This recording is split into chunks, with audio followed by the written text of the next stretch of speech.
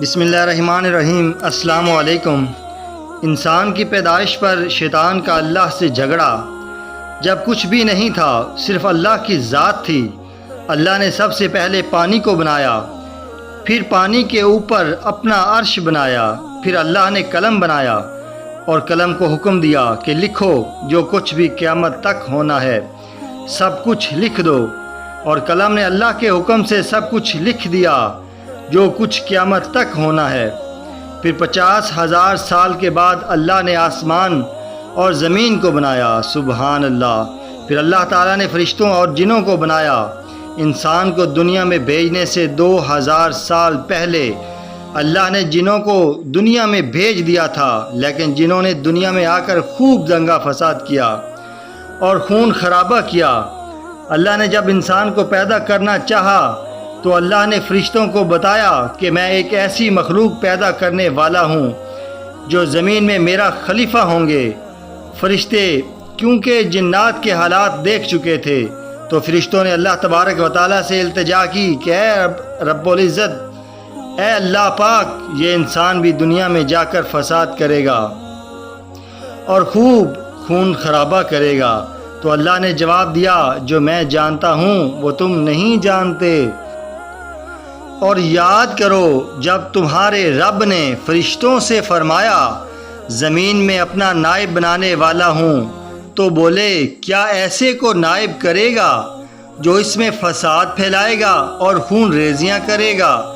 ہم تجھے سراہتے ہوئے تیری تسبیح کرتے ہیں اور تیری پاکی بولتے ہیں۔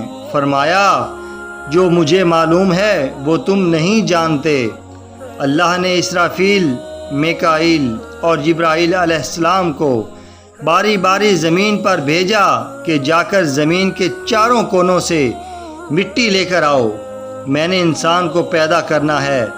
جب یہ فرشتے باری باری زمین پر آئے زمین سے مٹی لینے کے لیے، تو زمین نے ان فرشتوں کو اللہ کا واسطہ دیا کہ مجھ سے مٹی نہ لے جاؤ، جس سے ایسے انسان کو پیدا کیا جائے جو جہنم میں جلے گا۔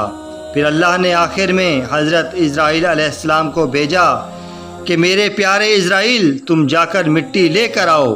جب حضرت اسرائیل علیہ السلام مٹی لینے آئے تو زمین نے ان کو بھی رو کر فریاد کی اور اللہ کا واسطہ دیا کہ مجھ سے مٹی لے کر نہ جاؤ، لیکن انہوں نے ایک بھی نہ سنی اور زمین کے چاروں کونوں سے مٹی لے کر اللہ کے پاس حاضر ہوئے۔ اللہ تبارک و تعالیٰ نے پوچھا، پیارے اسرائیل، جب مٹی نے تم سے رو کر فریاد کی یہاں تک کہ میرا واسطہ دیا تو تمہیں مٹی پر رحم نہیں آیا؟ انہوں نے کہا، یا اللہ، میرے لیے تیرے حکم سے بڑھ کر کچھ نہیں، اس لیے میں مٹی لے کر آ گیا۔ اللہ تعالیٰ نے فرمایا، پیارے اسرائیل، آج کے بعد انسان کو مارنے کی ذمہ داری میں تمہیں سونپ رہا ہوں۔ اللہ تعالیٰ نے حضرت آدم علیہ السلام کا پتلا بنایا اور 40 سال تک وہ پڑا رہا۔ اللہ نے آدم علیہ السلام کے پتلے پر 39 سال تک غم کی بارش اور 1 سال تک خوشی اور راحت کی بارش برسائی، اور اس میں انسان کو 2 سبق دیے کہ دنیا میں غم بہت زیادہ اور خوشیاں بہت کم ہیں، اور دوسرا یہ ہے کہ غم کی رات جتنی طویل کیوں نہ ہو، خوشی ضرور آئے گی۔ 40 سال کے بعد جب آدم علیہ السلام کے پتلے کی مٹی بجنے والی مٹی بن گئی، ایسی مٹی جسے ٹھوکر لگنے سے آواز آتی ہو، تو اس سے اللہ نے آدم علیہ السلام کو پیدا فرمایا۔ اسی نے انسان کو ٹھیکرے کی طرح کھنکھناتی مٹی سے بنایا۔ جب حضرت آدم علیہ السلام کا پتلا پڑا تھا تو ابلیس حضرت آدم علیہ السلام کے پتلے کے پاس اکثر چکر لگاتا رہتا اور حسد سے دیکھ کر کہتا تھا کہ اسے ضرور اللہ نے کسی خاص مقصد کے لیے بنایا ہے۔ اس نے ایک دن حسد میں آ کر حضرت آدم علیہ السلام کے پتلے پر تھوک دیا۔ اللہ نے حضرت جبرائیل علیہ السلام سے کہا، پیارے جبرائیل، آدم علیہ السلام کے پتلے سے جا کر اس تھوک کی جگہ کو اکھاڑ لو۔ حضرت جبرائیل علیہ السلام نے اپنی انگلی سے تھوک والی جگہ کی مٹی کو اتارا اور وہاں پر آج ناف ہے ہماری۔ پھر اللہ نے اس ابلیس کی تھوک والی مٹی سے کتے کو پیدا کیا۔ اس لیے کتے کے اندر وفاداری انسان کی جبلت کا اثر ہے اور کاٹتا ہے کہ یہ شیطان کی تھوک کا اثر ہے۔ فرشتوں نے آپس میں گفتگو کرنا شروع کر دی کہ اللہ یہ جو بھی مخلوق بنا رہا ہے یہ علم اور رتبے میں ہم سے زیادہ نہیں ہو سکتی۔ اللہ کیونکہ شیطان کے کام بھی دیکھ رہا تھا اور فرشتوں کی باتیں بھی سن رہا تھا، تو اللہ نے کہا جب میں اس کے اندر روح ڈالوں تو تم تمام اسے سجدہ کرنا۔ اللہ نے آدم علیہ السلام کے اندر روح ڈالنے سے پہلے ان کو دنیا کا تمام علم عطا کر دیا، وہ علم بھی عطا کر دیا جو فرشتوں کے پاس بھی نہیں تھا۔ جب آدم علیہ السلام کے اندر روح ڈال چکی، اللہ نے آدم علیہ السلام سے ان چیزوں کے نام پوچھے جو فرشتوں کو بھی پتہ نہیں تھے، اور پھر فرشتوں کو فرمایا دیکھو میں کہتا تھا نا جو میں جانتا ہوں وہ تم نہیں جانتے۔ اور اللہ تعالیٰ نے آدم علیہ السلام کو تمام اشیاء کے نام سکھائے، پھر سب کو ملائکہ پر پیش کر کے فرمایا سچے ہو تو ان کے نام تو بتاؤ۔ فرمایا اے آدم بتا دے انہیں سب اشیاء کے نام۔ جب آدم علیہ السلام نے انہیں سب کے نام بتا دیے تو فرمایا میں نہ کہتا تھا کہ میں جانتا ہوں آسمانوں اور زمین کی سب چھپی چیزیں، کیونکہ اللہ شیطان اور فرشتوں کی گفتگو سن چکا تھا۔ شیطان کو حسد اور فرشتوں کو اپنی عبادت پر غرور، تو اللہ نے دونوں سے کہا کہ آدم علیہ السلام کو سجدہ کرو، اور یہ سجدہ اس لیے تھا کہ اللہ دونوں کو باور کروانا چاہتا تھا کہ یہ جو بھی مخلوق ہے اس کا سٹیٹس فرشتوں اور جنات سے کہیں زیادہ ہے۔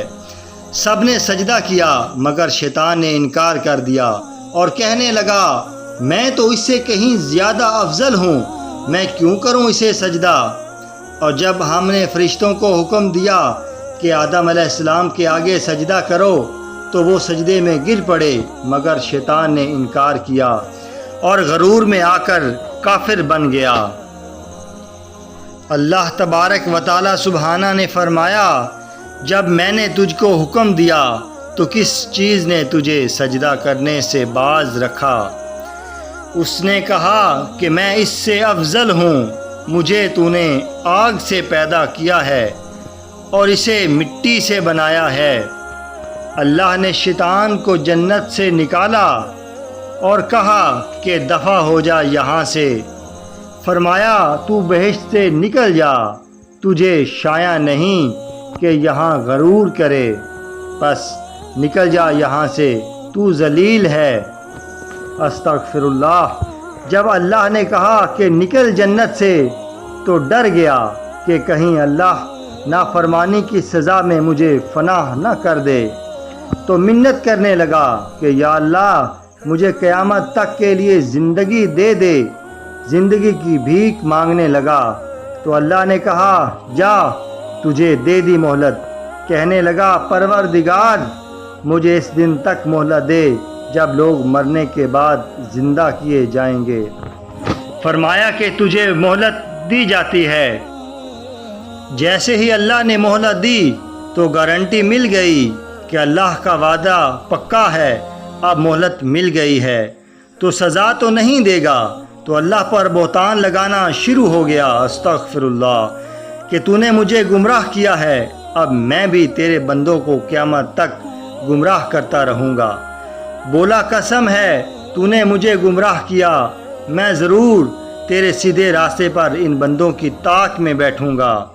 کہنے لگا دیکھو تو یہی وہ انسان ہے جسے تو نے مجھ پر فضیلت دی ہے، اگر تو مجھ کو قیامت کے دن تک مہلت دے تو میں تھوڑے سے شخصوں کے سوا اس کے تمام اولاد کی جڑ کاٹتا رہوں گا۔ اللہ سبحانہ و تعالیٰ نے جواب دیا شیطان مردود ذرا میری بات بھی سن، میرے بندے بتقاضۂ بشریت گناہ کرتے رہیں گے اور کرتے رہیں گے، لیکن جب جب سچی توبہ کریں گے مجھے اپنی عزت اور جلالت کی قسم میں بھی ان کو معاف کرتا رہوں گا۔ جزاک اللہ۔